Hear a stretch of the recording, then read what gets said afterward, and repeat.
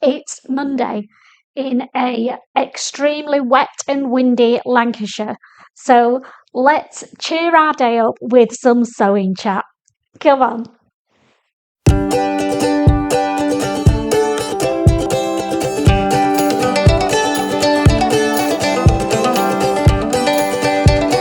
Hi there. I'm Christine, the Gemini Stitcher, and welcome to my YouTube channel. If you're an existing subscriber, thank you for continuing to follow me, and if you're new, welcome to my channel. It's Monday, and Monday is my Make Some Plans vlog, so we're going to chat all things sewing, what I made last week and what I'm planning to make. Normally it would be next week, but next week I will be in sunnier climes, not in the wind and rain of Lancashire, and I will be in Gran Canaria, hopefully supping cocktails while you're watching this vlog. So I will be making plans, but the plans will be for October when I get back, because I will be desperate to give my sewing machine, Shirley, a lovely hug and start sewing again by then. So before we get into what I made last week, we'll just do a few public announcements. Now, if you've been following me, you'll know that on a Monday I try to remember to do a small channel shout out. And this week's small channel is the Hay Meadow. I'll put her details up there so it'll help you find her, and I will pop a link to her channel in the details. She's an Australian lady who's talking openly about her struggles with getting her garments to fit, and I found it really interesting. I watched her most recent vlog where she's made herself a dress and then tried it on and decided it looked like a nightdress. We've all been there, haven't we? I didn't think it did, but it's what you look at in the mirror. But give her a watch, I'm sure you'll enjoy. And on the subject of small channel shout-outs, Sequin Girly, Sam and I set up a hashtag called small sewing channel. It's been going, I think, about a month, maybe a bit longer. Sam may correct me. But it has started to take off. The ripples are getting out there and people are using the hashtag, and bigger channels are shouting out smaller channels, and it is just what I hope would happen, and I am so made up. So if you are a small sewing channel, up to about 2,000 subscribers is what we're classing as small, then use the hashtag small sewing channel when you do your vlogs. And if you're a viewer and you want more variety in your sewing vlogs that you watch, then search the hashtag small sewing channel, and there are quite a lot of smaller sewing channels that will pop up on there with their latest vlogs. So it just keeps things interesting, and hopefully we're giving the YouTube algorithms a little bit of a run for their money and getting the small guys out there. The next little bit of news I've got is that Sam and I, Sequin Girly Sam, have been asked to do a webinar for the virtual sewing room, all about setting up social sewing events to try and encourage more people to set them up in their local communities. Now, the date at the moment for that is the 11th of October. If it changes, I will let you know. So if you don't follow the virtual sewing room on Instagram, give them a follow, and then you will get notified of when. I think she's doing it as a ticketed event. That's all I know about it at the moment. But follow the virtual sewing room on Instagram, and then you'll find out as I find out. So that's exciting. And the last thing I want to talk about is, quickly before we talk garments and sewing plans, is relating to the name social sewing. Now, if you're on Instagram, you'll have seen Rachel from Stitched Up in her stories this week has put a story up this morning about being contacted about trademark restrictions for the name Social Sewing, spelt as I'm doing it at the bottom here. I have looked into it because they contacted me as well last week about using the wording social sewing for my sewing events that I'm doing at the mill house. And it is indeed trademarked. So my sewing events going forward will be called the Mill House Sewing Socials. And that's how I'm getting round it. Now, if anybody out there knows anything more about how trademarks works, can you please get in touch with me? Because as a sewing community, we do use the word social spelt as it is there. And Sam and I are a little concerned that if somebody just trademarks that word, we can't use it anymore. So the thought is possibly to trademark it ourselves and allow the sewing community to use the word. Can you trademark just one word is what I'm asking, or has it got to be proper name as they've done, which is social sewing? 2 words. Can you trademark one word? I don't know. If you know more about it, let me know, and it would be a great help, because we all want to use that like quirky little word social in our events, and don't want anybody to stop us from using it. Fingers crossed. Right, so that's all my public announcements out of the way. I think one more might pop in my head as I'm talking about something else randomly, but hopefully I've got them all at the beginning and out of the way. So what did I sew last week, or what did I get up to last week? I did lots of sewing. I got up to 16 little girls' dresses. And then I watched on Friday So Let's Sparkle with Sam, another channel, small sewing channel I'd recommend you watching, and I will put her details below. She's so bright and enthusiastic about her sewing. I just love watching her. She lifts me. And she certainly lifted me this week, Sam. You really did. She secretly didn't say anything to me, and she announced live on her vlog that she was going to give me a day off from sewing little girls' dresses, and she was going to sew some for me to get me to my 30 and post them. I was absolutely blown away. There was a tear in my eye, and it takes a lot to make me cry.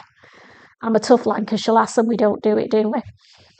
But it was just a lovely gesture. She says she's made 6 dresses, so that's 6 little girls' dresses that I've not got to make. And she's posting them out first class to me today. So this is me saying a huge thank you, Sam. I so appreciate your help, and you've got such a kind heart. So that will take me up to 22 dresses. So I've got 8 to make between now and Thursday. Really doable, and I need to crack on with it. Before I get on to my makes, actually, there's one last thing I want to talk about, and it's what I'm wearing. If you follow me, you'll know that this is the Pilar Jacket. This is the colour block tee that I did from Ellie and Mac. And I've teamed them up with the sepia pants from the Closet Core membership. And I put this on this morning because this is what I'm thinking that I will wear to travelling on my hauls. I'll pop a picture up of me wearing this outfit, and then another one of me wearing it with the matching trousers to the jacket. I was wearing the matching trousers, but I just feel like it's a little bit wow. And the sepias have got an elasticated waist, which will be more comfortable for travelling in. So let me know which combination of these 2 outfits you would wear if you were travelling on a 4.5-hour flight, just to set my mind at rest. I'm thinking what I've got on, but we'll see. You might change my mind. Let me know. Right, we're definitely moving on now to what I made last week. And I made some little girls' dresses, but I'm not going to bore you with those again. I'm going to do a reveal video with all 30 dresses. So I'm not going to show any more little girls' dresses until I finish them. No pressure. But I did make 2 other garments, and one of them is here on Rita, my dress dummy.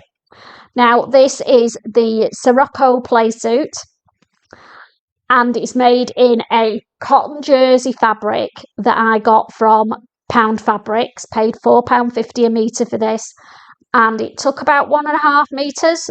So what does that work out at? Under a tenner for this playsuit, made up. Now, I've made it in a playsuit for 2 reasons. One was I'm going on my holidays and it'll come in handy. Something else I've got to try and squeeze in my hand luggage case. And the second reason was I hadn't made it before, and I do sometimes struggle in the crotch area with playsuits. So I wanted to make it up with jumpsuits, So I made it up as a playsuit. So it used less fabric. I can take it on holiday and I can make any adjustments that I need to make. Now, I just ended up, I took the measurements, I looked at the pattern, and I decided to just make it up as a straight size 38 and see where we were. Because normally I have to shorten the bodice, but when I put the bodice up to me, it was coming at my waist. So I left it. I didn't shorten it. I obviously didn't shorten the legs because they're shorts. So I just sewed it as a straight 38. The thing that I like about the Sirocco is it's got these pleats at the front here that aren't really obvious, but they are there.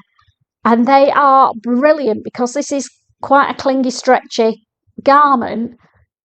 They hide your mum-tum area. Just those pleats make all the difference. Amazing. Because I never thought I would wear anything like this again, but I actually do quite like it on. The only thing that I will change is the waist area is a little bit snug. Because it's stretch fabric, I'm getting away with it and it'll be fine on holiday.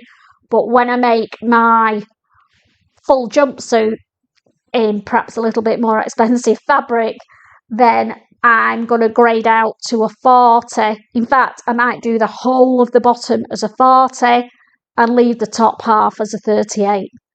Because I was happy with how the top fitted and I don't want it to start gaping. So that's what I've done with the Sirocco, and that's my me-made garment for this week. The other thing that I made, my hubster's been banging on at me for weeks and weeks to make him a bucket hat for his holes. I made him one and it was huge. Absolutely massive. So I went back to the drawing board, downloaded the free Waves and Wild bucket hat, Sandcastle hat they call it, and I made myself one first, and I did it for the Busy Bees Transformation Challenge. And if you've not watched that video, again, I'll put the link below and you can have a watch. So I made myself an age 12. Age 12.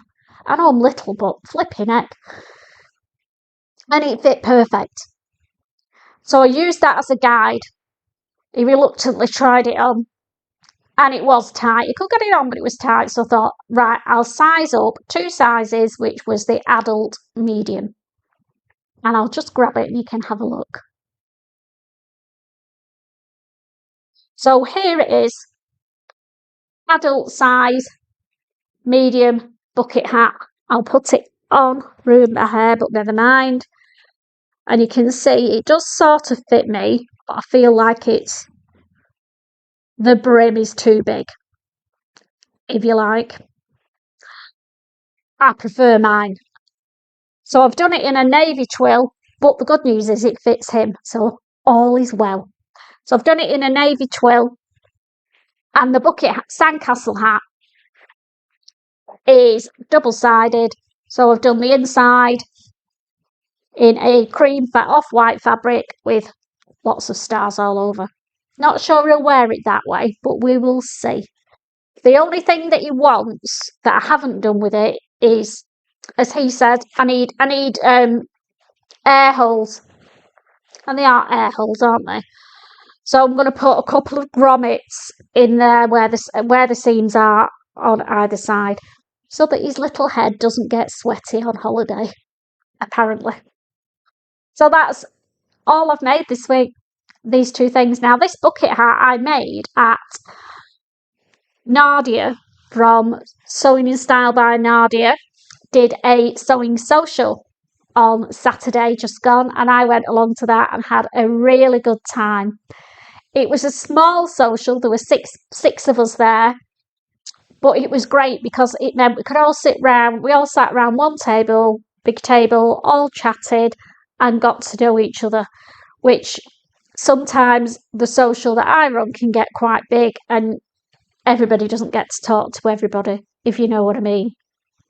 But there's room for both types, isn't there? Anyway, so that's what I made at Nadia's social. Next bucket hat. I'll pop it on Rita out of the way. So I will be on my hauls next week, so I haven't got any plans to make anything, obviously.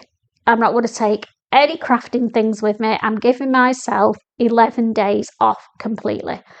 Normally, I'd probably take some hand sewing, maybe a bit of crochet, because I'm trying to learn to crochet, but I'm not. I'm resisting. I'm not taking anything. I am just taking my Kindle.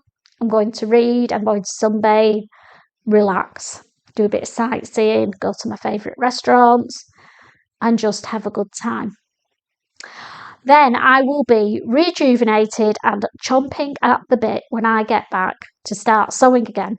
So today I'm going to make the plans, and I'm going to try before I leave to get these garments cut out ready for when I get back. So what am I planning on making when I get back in October? I'll just grab my fabrics. So here's the first fabric. It's a viscose twill fabric, and I got this from Ammo Threads. If you've never been on that site, go on, because you can get some good quality fabrics at really reasonable prices. I think I paid about £5 a metre for this, which is great. So I'm going to make an autumn/winter version of the Seasons of East summer in New York dress. Didn't planned on making one through the summer and never got round to it. I have got the pattern. Well, I've downloaded the PDF.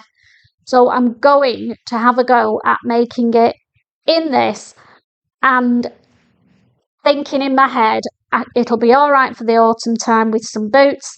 And then when it gets really cold, I can put a thin high neck polo type top underneath.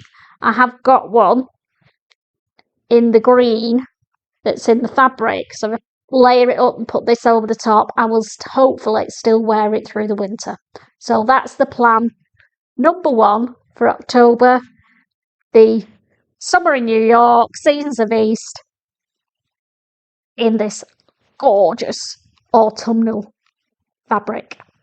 Plan number two is to use this beautiful John Calder brush cotton that I got when it was 40% off from Minerva. And I want to make, I showed this pattern I think the other week, I want to make the long sleeve version of this Simplicity high neck wrap top.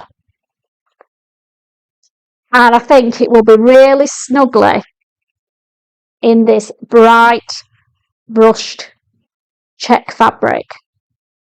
So that's what I plan for garment number two.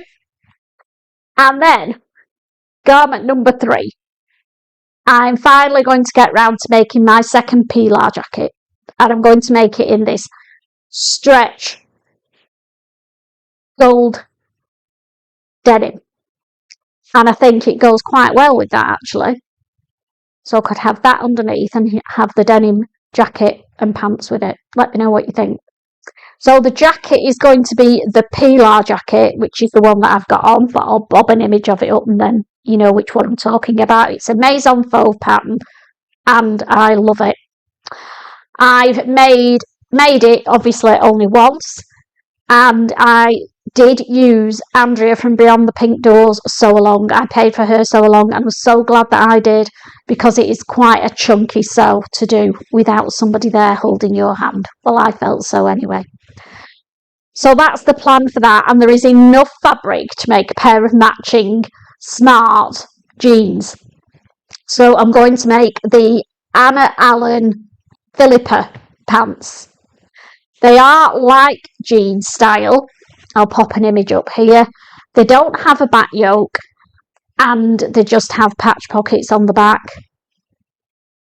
and just 2 small pockets at the front. So they're quite minimalist. They've not got all the top stitching and detail of jeans, but I think that makes them look a bit more dressy.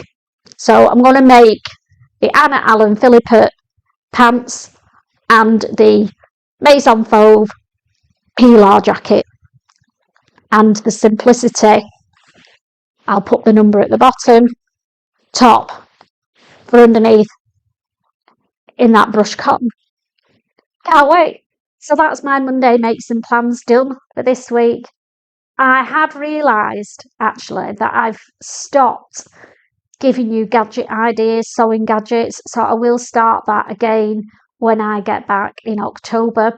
And I'm also planning, we're going to be a bit more structured with the Monday makes. It's going to be my makes and plans, it's going to be the shout out, and it's also going to be a gift idea every week that I've made, because when I get back I'm going to start making my gifts for Christmas, so I'll be sharing those with you hopefully every week, and I will definitely continue with my gadget of the week.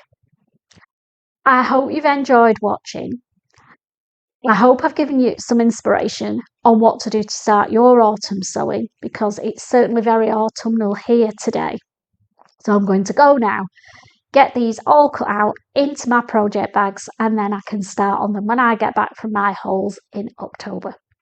So take care everyone, and happy sewing. Bye for now.